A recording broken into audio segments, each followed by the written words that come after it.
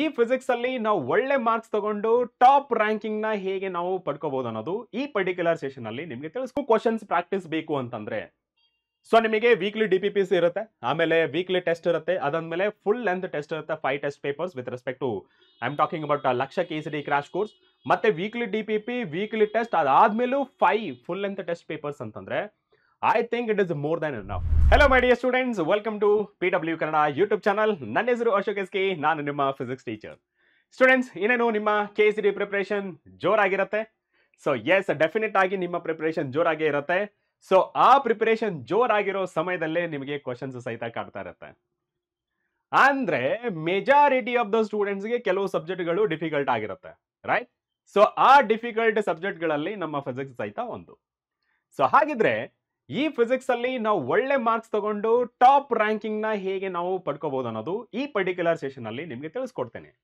ಇದರ ಜೊತೆ ನಿಮ್ಗೆ ಕ್ವಶನ್ಸ್ ಇರುತ್ತೆ, ಸರ್ ಯಾವ ಟೆಕ್ಸ್ಟ್ ಬುಕ್ ನ ನಾನು ರೆಫರ್ ಮಾಡಬೇಕು, ಸರ್ ನಾನು ತುಂಬಾ ಕ್ವಶನ್ಸ್ ನ ಸಾಲ್ವ್ ಮಾಡಬೇಕು, ಸೊ ದಟ್ ಯಾವ ಸ್ಟಡಿ ಮಟೀರಿಯಲ್ಗಳನ್ನ ನಾನು ಫಾಲೋ ಮಾಡಬೇಕು.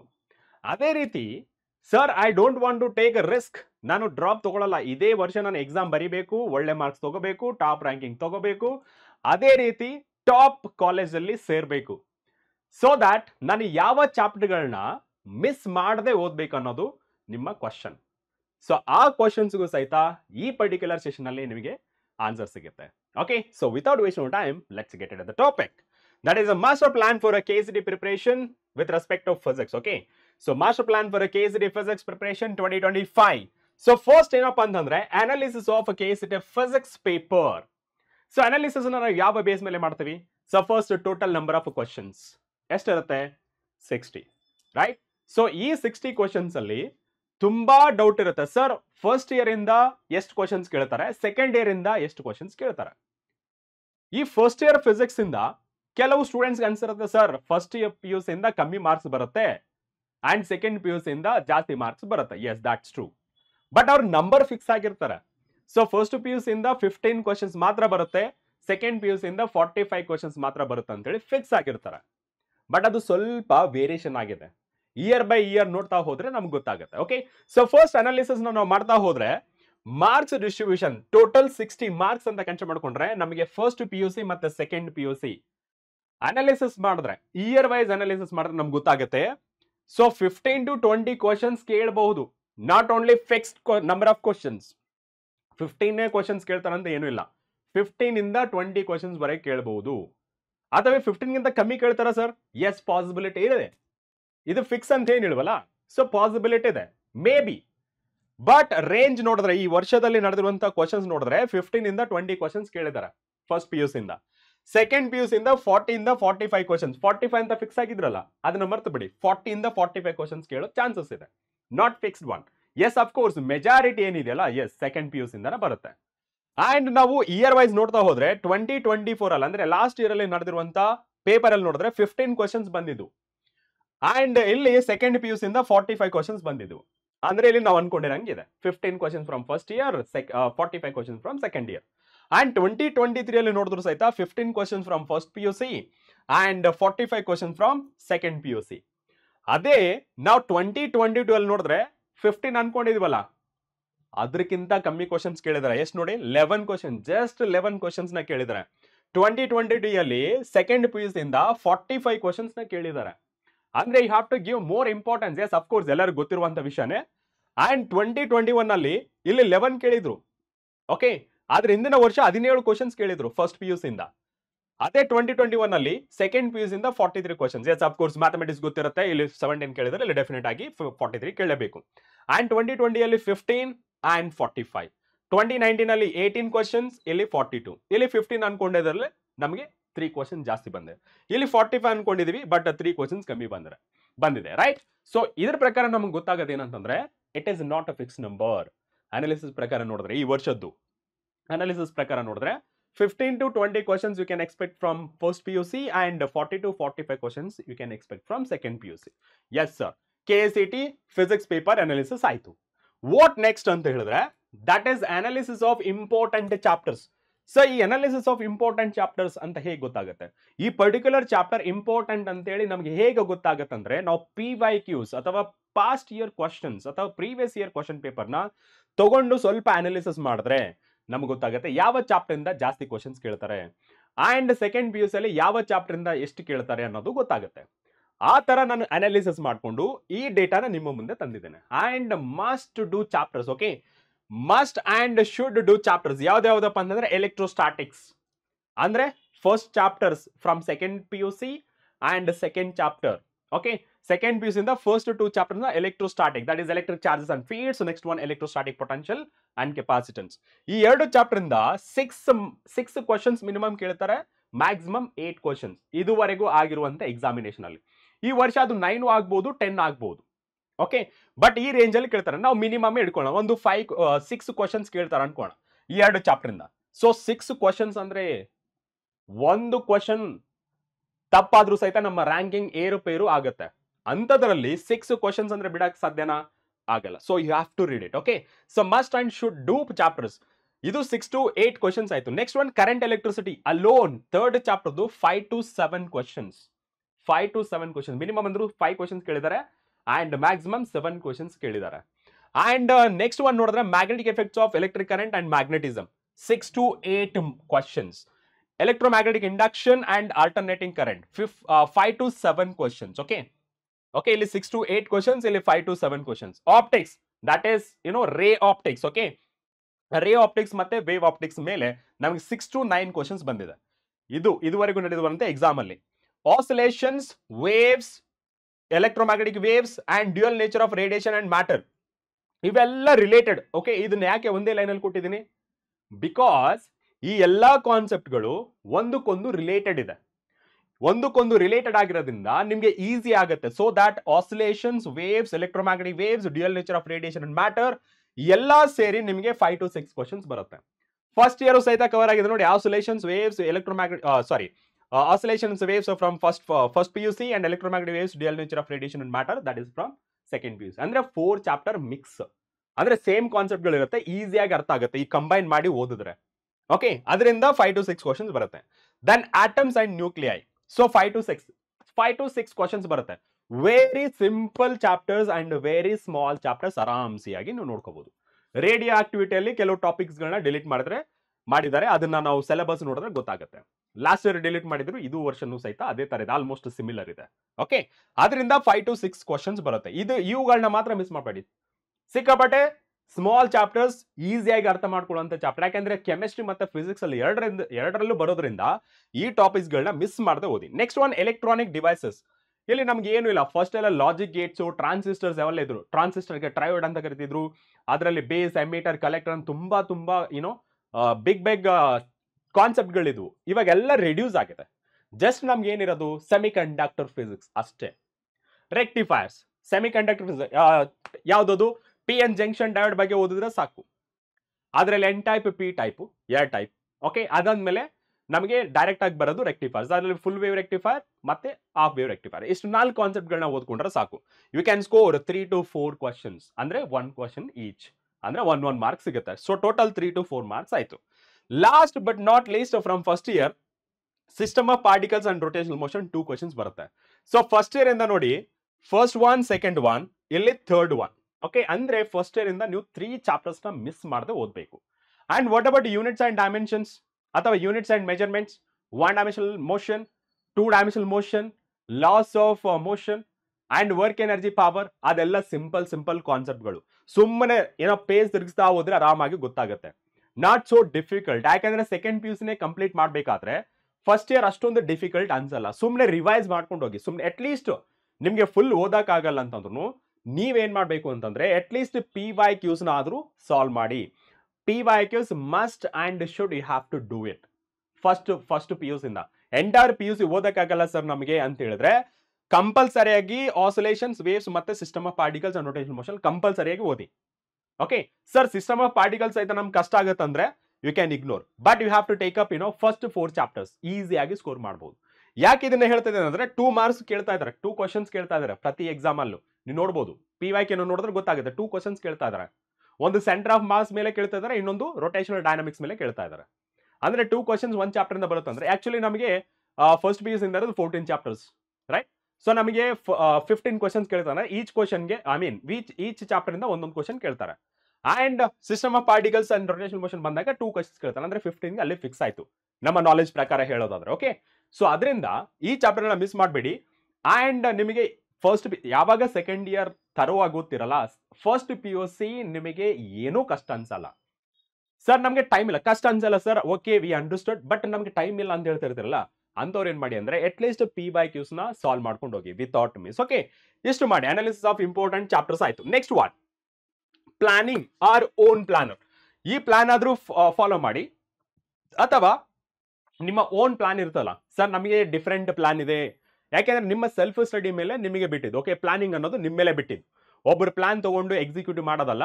ಸಪೋಸ್ ನಿಮಗೆ ಅದು ಮ್ಯಾಚ್ ಆದ್ರೆ ಯು ಕ್ಯಾನ್, ಓಕೆ, ಆ ಪ್ಲಾನ್ ನ ನೀವು ಫಾಲೋ ಮಾಡ್ಬೋದು. ಸಪೋಸ್ ನಮ್ಮ ಪ್ಲಾನಿಗಿಂತ ಅಥವಾ ಬೇರೆಯವ್ರ ಪ್ಲಾನಿಗಿಂತ ಬೆಟರ್ ಇತ್ತಂದ್ರೆ you can go with your own plan. Okay, ಇದು ನನ್ನ suggestion. Okay, follow this approach with consistency. ಅಂದ್ರೆ ದಿನಾಲು ಮಾಡಬೇಕು.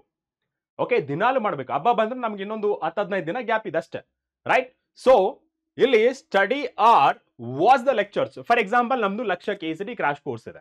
ಅಲ್ಲಿ ನಾವೇನ್ ಮಾಡ್ತೀವಿ, ನಾರ್ಮಲ್ ಆಗಿ ಲೆಕ್ಚರ್ಸ್ ನ ವಾಚ್ ಮಾಡಿಕೊಂಡು ಟೀಚರ್ ಜೊತೆ ನಾವು ಸಾಲ್ವ್ ಮಾಡ್ತಾ ಹೋಗ್ತೀವಿ ಪ್ರಾಬ್ಲಮ್ಸ್ ನ. ಈ ಲಕ್ಷ KCD ಕ್ರಾಶ್ ಕೋರ್ಸ್ ಜೊತೆಗೆ ನಿಮ್ಗೆ ಸಾರ್ಥಕ್ ಫಾಸ್ಟ್ ಟ್ರ್ಯಾಕ್ ಬ್ಯಾಚ್ ನ ಫ್ರೀ ಆಗಿ ಕೊಟ್ಟಿದ್ದಾರೆ. ಅದರಲ್ಲಿ ಕಾನ್ಸೆಪ್ಟ್ ಫ್ರಮ್ ಬೇಸಿಕ್ ಹೇಳ್ಕೊಟ್ಟಿದೀವಿ. ಓಕೆನಾ? ಸೊ ಫ್ರಮ್ ಬೇಸಿಕ್ ಹೇಳ್ಕೊಟ್ಟಿದ್ರಿಂದ ಈ ಕ್ರಾಶ್ ಕೋರ್ಸ್ ಅಲ್ಲಿ ನಿಮಗೆ ಮೋರ್ ಆನ್ ಪ್ರಾಬ್ಲಮ್ ಮೇಲೆ ಕಾನ್ಸಂಟ್ರೇಟ್ ಮಾಡ್ತೀವಿ.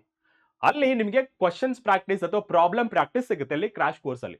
ಸರ್ ನಮ್ ಥಿಯರಿಟಿಕಲ್ ನಾಲೆಜ್ ಬೇಕು, ಓಕೆ, ನಾನು ಫುಲ್ ಕೂತ್ಕೊಂಡು ಓದಕ್ಕಾಗಲ್ಲ, ಇಂಪಾರ್ಟೆಂಟ್ ಕಾನ್ಸೆಪ್ಟ್ಗಳು ಹೇಳಿ ಅಂತಂದ್ರೆ you can refer Sarthak fast track batch notes ನ. ಸೊ ಅಲ್ಲಿ ಸ್ಟಡಿ ಮಾಡಿ ಅಥವಾ ಲೆಕ್ಚರ್ಸ್ ನ ವಾಚ್ ಮಾಡಿ for a theory part as well as most important questions. Sarthak fast track batch ಮತ್ತೆ ಲಕ್ಷ KCD ಕ್ರಾಶ್ ಕೋರ್ಸ್ ಇದೆಯಲ್ಲ, ಎರಡು ಒಂದು. ಲಕ್ಷ KCD ಕ್ರಾಶ್ ಕೋರ್ಸ್ ತಗೊಂಡಿದ್ರೆ ಇದು ಸಾರ್ಥಕ್ ಬ್ಯಾಚ್ ಫ್ರೀ ಆಗಿ ಕೊಟ್ಟಿರ್ತಾರೆ.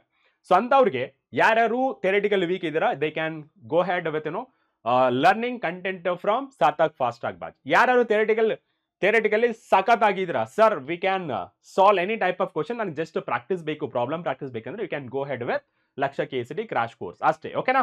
ಸೊ ಎರಡು ಬ್ಯಾಚ್ ಇಂದ ಕಂಪ್ಲೀಟ್ ಉಪಯೋಗ ನೀವು ಪಡ್ಕೋಬೇಕಾಗತ್ತೆ ಅಷ್ಟೇ. Okay, next one, must and do ಮಾಡೋದೇನಂತಂದ್ರೆ first solve P/Qs, next homework or DPP. So ನಿಮಗೆ DPP ಅಂದ್ರೆ ಡೈಲಿ ಪ್ರಾಕ್ಟೀಸ್ ಪ್ರಾಬ್ಲಮ್ ಅಂತಾನೂ ಕರೀತಾರೆ. ಓಕೆ, ಸೊ ಹೋಮ್ವರ್ಕ್ ಕ್ವಶನ್ಸ್ ಅಥವಾ DPP ನ must and should solve. Suppose ಈ ಎಲ್ಲಾ ಸೇರಿ minimum subject wise 50 to 60 questions ನ ಸಾಲ್ವ್ ಮಾಡಬೇಕು. ಆ ಟಾರ್ಗೆಟ್ ಇಟ್ಕೋಬೇಕು ನೀವು.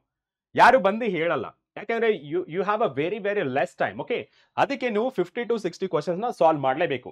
ಯಾಕೆ maximum number of question solve ಮಾಡ್ಬೇಕಂದ್ರೆ different type of question solve ಮಾಡೋದ್ರಿಂದ ನೀವು ಎಲ್ಲಿ ಲ್ಯಾಗ್ ಆಗ್ತಿದ್ದೀರಾ, ಮತ್ತೆ ಯಾವುದು ನಿಮ್ಮ ಸ್ಟ್ರಾಂಗ್ ಫೀಲ್ಡ್ ಮತ್ತೆ ಯಾವುದು ನಿಮ್ಮ ವೀಕ್ ಏರಿಯಾಸ್ ಅಂತ ಗೊತ್ತಾಗ್ಬಿಡುತ್ತೆ.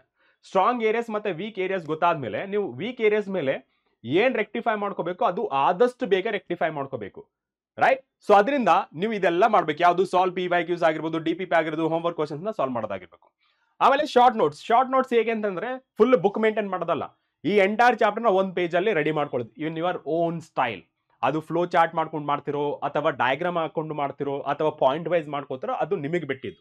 ಶಾರ್ಟ್ ನೋಟ್ಸ್ ನ ಮಾಡ್ಕೊಳ್ಳಿ. ಯಾಕೆಂದ್ರೆ ಪ್ರತಿದಿನ ತೆಗೆದು ಒಂದು 5 ನಿಮಿಷ ರಿವೈಸ್ ಮಾಡ್ಕೊಂಡ್ರು ಸಾಕು ಅಲ್ವಾ? Short notes plays major role in getting very good marks. ಯಾಕೆಂದ್ರೆ ಅದು ಲಾಸ್ಟ್ ಮೂಮೆಂಟ್ಗೆ ನಾವು ಇಡೀ ಟೆಕ್ಸ್ಟ್ ಬುಕ್ ಓದಕ್ಕಾಗಲ್ಲ, ರೈಟ್? ಸೊ ಅದರಿಂದ ಶಾರ್ಟ್ ನೋಟ್ಸ್ ಅನ್ನೋದು ತುಂಬಾ ಹೆಲ್ಪ್ಫುಲ್ ಆಗಿರುತ್ತೆ. So this is all about planning. Okay, so next ನೋಡೋದಾದ್ರೆ that is a books list. So ಇಲ್ಲಿ ಮೇಜರ್ ಆಗಿ ಸ್ಟೂಡೆಂಟ್ಸ್ ಕೇಳೋದು, ಸರ್ ಯಾವುದು ಫಾಲೋ ಮಾಡಬೇಕು? ಟೆಕ್ಸ್ಟ್ ಬುಕ್ ಫಾಲೋ ಮಾಡಿದ್ರೆ ಯಾವ ಆಥರ್ದು ಫಾಲೋ ಮಾಡಬೇಕು? ಕ್ವಶನ್ ಬ್ಯಾಂಕ್ ಫಾಲೋ ಮಾಡಿದ್ರೆ ಯಾವ ಪಬ್ಲಿಕೇಶನ್ ಫಾಲೋ ಮಾಡಬೇಕು, ರೈಟ್? ಸೊ ಈ ತರ ಕ್ವಶನ್ಸ್ ಗಳಿಗೆ ನಾನು ಏನ್ ಹೇಳ್ತೇನೆ ಅಂತಂದ್ರೆ ಸಿಂಪಲ್ ಆಗಿ ಒಂದು ಸ್ಟೇಟ್ಮೆಂಟ್ ಮೇಲೆ ಹೇಳ್ತೀನಿ. Collecting right book, okay, collecting right books is necessary but don't build a library. Remember, sometimes less is more. ಯಾಕೆ? ನಮಗೆ ಕಮ್ಮಿ ಟೈಮ್ ಇರೋದ್ರಿಂದ ಎಲ್ಲಾ ಬುಕ್ಸ್ ನಾವು ಮುಂದ್ಗಡೆ ಇಟ್ಕೊಂಡು ಓದಕ್ಕಾಗಲ್ಲ. ಎಷ್ಟು ಸಾಧ್ಯವೋ ಅಷ್ಟು ಪರ್ಫೆಕ್ಟ್ ಆಗಿರೋ ಬುಕ್ಸ್ ನ, ಓಕೆ, ನೆಸೆಸರಿ ಆಗಿರೋ ಬುಕ್ಸ್ ನ ಮಾತ್ರ ಓದಿ. ಸೊ ಇಲ್ಲಿ ನನ್ನ ಸಜೆಷನ್ಸ್ ಇರೋದು, ಓಕೆ, ನಿಮಗೆ ಬೇರೆ ಬೇರೆ ರೆಫರೆನ್ಸ್ ಬುಕ್ಸ್ ಇದ್ರೆ ನಿಮಗೆ ಸ್ಯಾಟಿಸ್ಫೈಡ್ ಆಗಿದ್ರೆ ಅದನ್ನ ಜೊತೆನೆ ಕಂಟಿನ್ಯೂ ಮಾಡಿ. ನನ್ನ ಸಜೆಷನ್ ಏನಂತಂದ್ರೆ first class notes plus NCERT book. ಅಂದ್ರೆ ನಮಗೆ ಇವಾಗ ಫಾರ್ ಎಕ್ಸಾಂಪಲ್ ನಾವು ಬ್ಯಾಚ್ ಅಲ್ಲಿ ಟೀಚ್ ಮಾಡ್ತಿದ್ವಿ ಅನ್ಕೊಳ್ಳಿ, ಲೈಕ್ ಅದು ಪೇಡ್ ಬ್ಯಾಚ್ ಆಗಿರ್ಬೋದು ಅಥವಾ ಯೂಟ್ಯೂಬ್ ಬ್ಯಾಚ್ ಆಗಿರ್ಬೋದು. ಸೊ ಅಲ್ಲಿ ನಾವು ಕೊಟ್ಟಿರುವಂತ ನೋಟ್ಸ್ ಏನಿರುತ್ತಲ್ಲ ಕ್ಲಾಸ್ ನೋಟ್ಸ್ ನ ಡೌನ್ಲೋಡ್ ಮಾಡ್ಕೊಳ್ಳಿ. ಡೌನ್ಲೋಡ್ ಮಾಡ್ಕೊಂಡ್ಮೇಲೆ ಜಸ್ಟ್ ಯು ಪ್ರಾಕ್ಟೀಸ್ ದಮ್. ಅಥವಾ ಅದನ್ನ ಥಿಯರಿಟಿಕಲ್ ಇದ್ರೆ ಓದ್ಕೊಂಡು ಹೋಗಿ, ನ್ಯೂಮರಿಕಲ್ಸ್ ಇದ್ರೆ ಅದನ್ನ ಪ್ರಾಕ್ಟೀಸ್ ಮಾಡ್ತಾ ಹೋಗಿ. Plus NCERT text book. ಏನಾದ್ರೂ ಮಧ್ಯದಲ್ಲಿ ಡೌಟ್ ಬಂತಂದ್ರೆ you can open text book and highlight the point.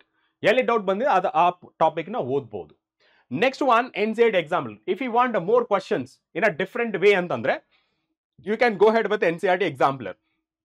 Third one PYQs. Already ಹೇಳಿದೀನಿ, ಪಾಸ್ಟ್ ಇಯರ್ ಕ್ವಶನ್ಸ್ ಬೇಕೇ ಬೇಕು. ಯಾಕೆಂದ್ರೆ ನಿಮಗೆ ಟ್ರೆಂಡ್ ಅನಾಲಿಸಿಸ್ ಗೊತ್ತಾಗಬೇಕು, ಯಾವ ರೀತಿ ಕ್ವಶನ್ಸ್ ಕೇಳ್ತಾರೆ ಒಂದು ಪರ್ಟಿಕ್ಯುಲರ್ ಚಾಪ್ಟರ್ ಇಂದ, ಈ ವರ್ಷ ಯಾವ ಟೈಪ್ ಆಫ್ ಕ್ವಶನ್ಸ್ ಕೇಳ್ಬೋದು ಅನ್ನೋದು ಓನ್ ಆಗಿ ಥಿಂಕ್ ಮಾಡ್ಕೊಂಡು ಅದ್ರ ಪ್ರಕಾರ ಓದ್ಕೋಬಹುದು PYQs ಮಾಡೋದ್ರಿಂದ. Next one DPP or practice paper. So ಇಲ್ಲಿ ನೀವೇನ್ ಮಾಡ್ಬೇಕಂದ್ರೆ DPP ಕೊಡ್ತಾರಲ್ಲ, ಆ DPPಗಳನ್ನ ಸಾಲ್ವ್ ಮಾಡಿ ಅಥವಾ ಮಾಕ್ ಟೆಸ್ಟ್ಗಳನ್ನ ಅಟೆಂಡ್ ಮಾಡಿ. ಮಾಕ್ ಟೆಸ್ಟ್ಗಳು DPPಗಳು ಸಾಲ್ವ್ ಮಾಡೋದ್ರಿಂದ ನಿಮ್ಗೆ ಏನಾಗುತ್ತೆ, ಟೈಮ್ ಮ್ಯಾನೇಜ್ಮೆಂಟ್ ಗೊತ್ತಾಗುತ್ತೆ. ಮತ್ತೆ ಯಾವ ಕ್ವಶನ್ಸ್ ಜಾಸ್ತಿ ಟೈಮ್ ತಗೊಳ್ತಿದ್ರ, ಯಾವ ಕ್ವಶನ್ಸ್ಗೆ ತುಂಬಾ ಕಮ್ಮಿ ಟೈಮ್ ತಗೊಳ್ತಿದ್ರ, ಯಾವ ಕಾನ್ಸೆಪ್ಟ್ ನಿಮ್ಗೆ ಈಸಿ ಆಗುತ್ತೆ, ಯಾವ ಕಾನ್ಸೆಪ್ಟ್ ಟಫ್ ಆಗುತ್ತೆ ಅಂತ ಹೇಳಿ ಅನಾಲಿಸಿಸ್ ಮಾಡ್ಕೋಬಹುದು. Yes of course it is a very very short duration of a time. Exam ಇರೋದು ತುಂಬಾ ಸಮೀಪನೇ. ನೆಕ್ಸ್ಟ್ ಒನ್, ನಿಮಗೆ ಏನಾದ್ರೂ ಇಷ್ಟು ಮಾಡಿದ ಮೇಲೂ ನಿಮಗೆ ಇನ್ನೂ ಕ್ವಶನ್ಸ್ ಪ್ರಾಕ್ಟೀಸ್ ಬೇಕು ಅಂತಂದ್ರೆ ಸೊ ನಿಮಗೆ ವೀಕ್ಲಿ DPPs ಇರುತ್ತೆ, ಆಮೇಲೆ ವೀಕ್ಲಿ ಟೆಸ್ಟ್ ಇರುತ್ತೆ, ಅದಾದ್ಮೇಲೆ ಫುಲ್ ಲೆಂತ್ ಟೆಸ್ಟ್ ಇರುತ್ತೆ, 5 test papers with respect to I am talking about Lakshya KCD crash course. ಮತ್ತೆ ವೀಕ್ಲಿ DPP, ವೀಕ್ಲಿ ಟೆಸ್ಟ್, ಅದಾದ್ಮೇಲೂ 5 ಫುಲ್ ಲೆಂತ್ ಟೆಸ್ಟ್ ಪೇಪರ್ಸ್ ಅಂತಂದ್ರೆ I think it is more than enough. Still ನಿಮಗೆ hunger ಇದೆ sir, I have to solve more number of questions ಅಂದ್ರೆ you can go ahead with any publications if you have a time. You can manage ಅಂದ್ರೆ if you have a time ಅಂತಂದ್ರೆ you can go ahead any publication if time permits. So now I don't want to mention any publications. So ನಿಮ್ಮ ಇಷ್ಟ ಅದು, ಯಾಕೆಂದ್ರೆ ಸ್ವಲ್ಪ ಜನಕ್ಕೆ X book ಇಷ್ಟ ಆಗಿದ್ರೆ ಇನ್ನೊಬ್ಬರಿಗೆ Y ಪಬ್ಲಿಕೇಶನ್ ಇಷ್ಟ ಆಗಿರುತ್ತೆ, ಇನ್ನೊಬ್ಬರಿಗೆ Z ಪಬ್ಲಿಕೇಶನ್ ಇಷ್ಟ ಆಗಿರುತ್ತೆ, ರೈಟ್? ಸೊ ಅವರ ಇಷ್ಟಕ್ಕೆ ನಾನು ಬೇರೆ ತರ ಹೇಳ್ಬಾರ್ದು. ಸೊ ಅವ್ರವ್ರಿಗೆ ಯಾವ್ದು ಚೆನ್ನಾಗಿ ಅನಿಸಿರುತ್ತೆ ಅಥವಾ ಯಾವ್ದು ಚಂದ ಅನಿಸಿರುತ್ತಲ್ಲ ಅವರು ಕ್ಯಾರಿ ಫಾರ್ವರ್ಡ್ ಮಾಡ್ಬೋದು. ಸೊ ಬುಕ್ ಲಿಸ್ಟ್ ಆಯ್ತು. So next one, preparation method ಹೇಗಿರ್ಬೇಕಂದ್ರೆ ಕಂಟೆಂಟ್ ಅಥವಾ ಫಾರ್ಮ್ಯಾಟ್. ಸೊ ಇದು ಕಂಟೆಂಟ್, ಇದು ಫಾರ್ಮ್ಯಾಟ್, ಯಾವ ಫಾರ್ಮ್ಯಾಟ್ ಅಲ್ಲಿ ಇರಬೇಕು ಅಂತ. So learning, applying, revising, short notes, ಇಷ್ಟು ಸ್ಟೆಪ್ಸ್ ಅಲ್ಲಿ ನೀವು ಫಾಲೋ ಮಾಡಬೇಕು. ಫಾರ್ ಎಕ್ಸಾಂಪಲ್ ಓನ್ ಸ್ಟಡಿ ತಂದ್ಕೊಳ್ಳಿ, ಇಲ್ಲಿ 2 ಟೈಪ್ಸ್ ಆಫ್ ಸ್ಟೂಡೆಂಟ್ಸ್ ಇರ್ತಾರೆ. ಸರ್ ನಾನು ಓನ್ ಆಗಿ ಓದ್ತೀನಿ ಅನ್ನೋರು, ಇನ್ನ ಕೆಲವು ಸ್ಟೂಡೆಂಟ್ಸ್ ಆನ್ಲೈನ್ ಅಥವಾ ಕೋಚಿಂಗ್ ಇನ್ಸ್ಟಿಟ್ಯೂಷನ್ ಹೋಗಿ ಕಲಿತಾ ಇರ್ತಾರೆ. And this first row second column ಏನಿದೆಯಲ್ಲ that is for own study, ಅಂದ್ರೆ ಸೆಲ್ಫ್ ಸ್ಟಡಿ ಅಂತ ಹೇಳ್ತೀವಿ. ಸೊ ಅವ್ರು ಏನ್ ಮಾಡ್ಬೇಕು, ಕೋಚಿಂಗ್ ಹೋಗ್ತಾ ಇಲ್ಲ ಮತ್ತೆ ಆನ್ಲೈನ್ ಕ್ಲಾಸಸ್ ಕೇಳ್ತಿಲ್ಲ ಅಥವಾ ರೆಫರ್ ಮಾಡಲ್ಲ ಅಂತಂದ್ರೆ they can go ahead with reading ಮಾಡಿದ್ಮೇಲೆ ಏನ್ ಮಾಡಬೇಕು, analyse and understand the topics, underline important points and explain yourself and formula sheet. ನಿಮ್ಮಷ್ಟಕ್ಕೆ ನೀವೇ ಎಕ್ಸ್ಪ್ಲೇನ್ ಮಾಡ್ಕೊಂಡು ಆ ಪರ್ಟಿಕ್ಯುಲರ್ ಚಾಪ್ಟರ್ ಇರುವಂತ ಎಲ್ಲಾ ಫಾರ್ಮುಲಾ ಶೀಟ್ ನ ರೆಡಿ ಮಾಡ್ಕೋಬೇಕು. ಎಲ್ಲಾ ಫಾರ್ಮುಲಾಸ್ ನ ಒಂದು ಶೀಟ್ ಅಲ್ಲಿ ರೆಡಿ ಮಾಡ್ಕೋಬೇಕು. ಸಪೋಸ್ ನೀವೇನಾದ್ರೂ ಆನ್ಲೈನ್ ಅಥವಾ ಕೋಚಿಂಗ್ ಸೇರಿದ್ರೆ ಅಲ್ಲೇ ನಿಮಗೆ ಫಾರ್ಮುಲಾ ಲಿಸ್ಟ್ ಎಲ್ಲ ಗೊತ್ತಾಗುತ್ತೆ.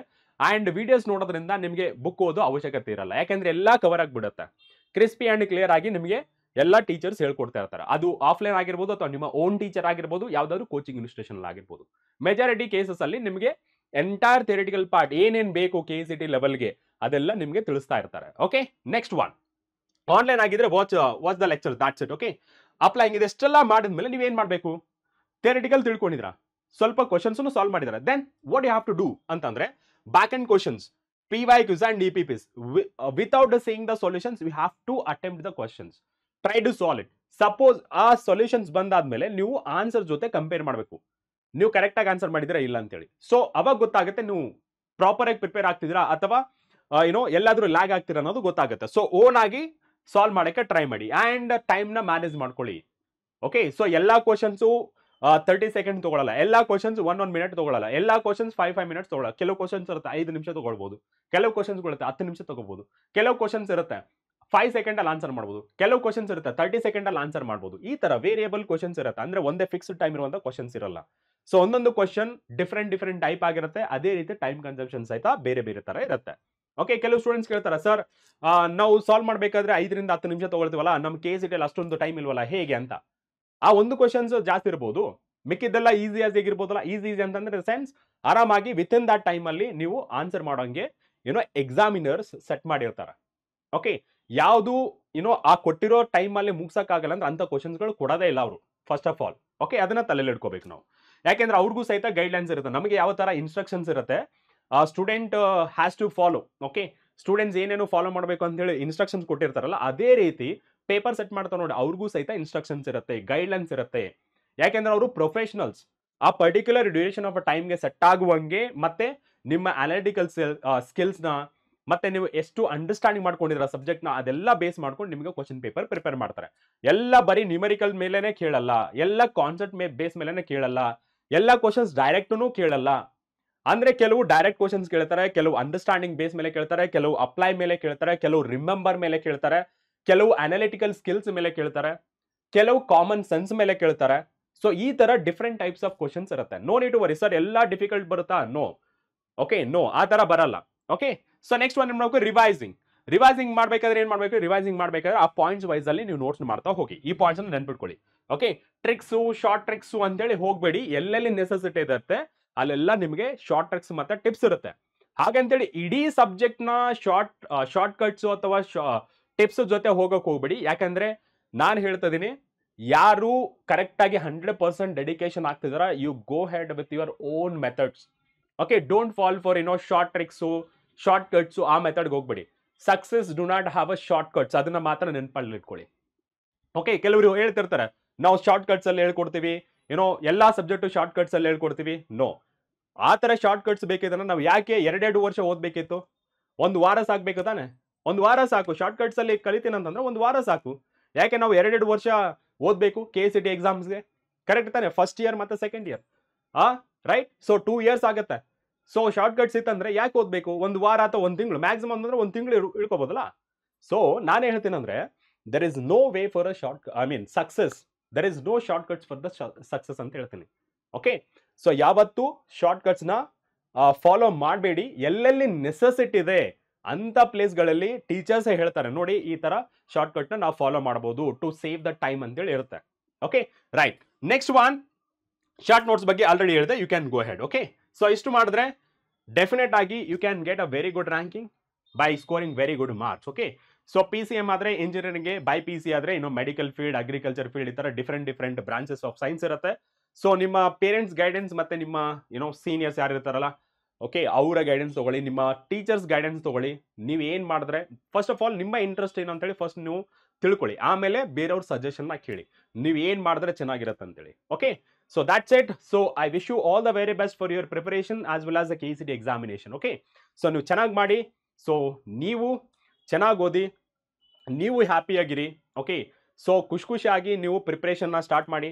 ಯಾಕೆಂದು ಹೇಳ್ತೇನೆ ಕೇಳಿ. ಸೊ ನಾನು ಎಲ್ಲೋ ಕೇಳಿದ್ದ ಒಂದು ಮಾತನ್ನ, ಏನಪ್ಪಾ ಅಂತಂದ್ರೆ, ನಿಮಗೆ ಏನಾದ್ರೂ ಭಯ ಹುಟ್ಟಿಸ್ತದೆ, ಏನಾದ್ರೂ ನೀವು ಮಾಡಕ್ ಹೋಗ್ತಿದ್ರ ಅನ್ಕೊಳ್ಳಿ, ನೀವೇನಾದ್ರೂ ಒಂದು ಮಾಡ್ತಾ ಇದ್ರ, for example KCT exam prepare ಆಗ್ತಿದ್ರ. ಓಕೆ, ಈ ಟೈಮಲ್ಲಿ ನಿಮ್ಗೆ ಏನಾದ್ರೂ ಭಯ ಅಂತ ಶುರು ಆಗ್ತಿದ್ರೆ, ಭಯ ಆಗ್ತಿದೆ ಅಂತಂದ್ರೆ ದಟ್ ಈಸ್ ಇಂಡಿಕೇಟಿಂಗ್ ಆಲ್ರೆಡಿ ನೀವು ಸೋಲನ್ನ ಒಪ್ಕೊಳ್ತಿದ್ರ ಅಂತ. ನೀವು ಯಾವಾಗ ಕಾನ್ಫಿಡೆಂಟ್ ಆಗಿರ್ತೀರಿ, ನಿಮ್ಮ ಸ್ಟಡೀಸ್ ಪ್ರಾಪರ್ ಆಗಿ ನಡೀತಿದೆ ಅಂತ ಅರ್ಥ.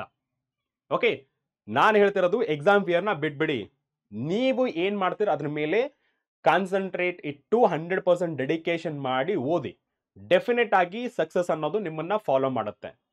ಮೊದಲೇ ಹೇಳಿದಾಗೆ ಮತ್ತೊಂದ್ಸತಿ ಹೇಳ್ತೀನಿ, ಸಕ್ಸಸ್ಗೆ ಯಾವುದೇ ಅಡ್ಡದಾರಿಗಳು ಇಲ್ಲ, ಶಾರ್ಟ್ ಕಟ್ಸ್ ಇಲ್ಲ.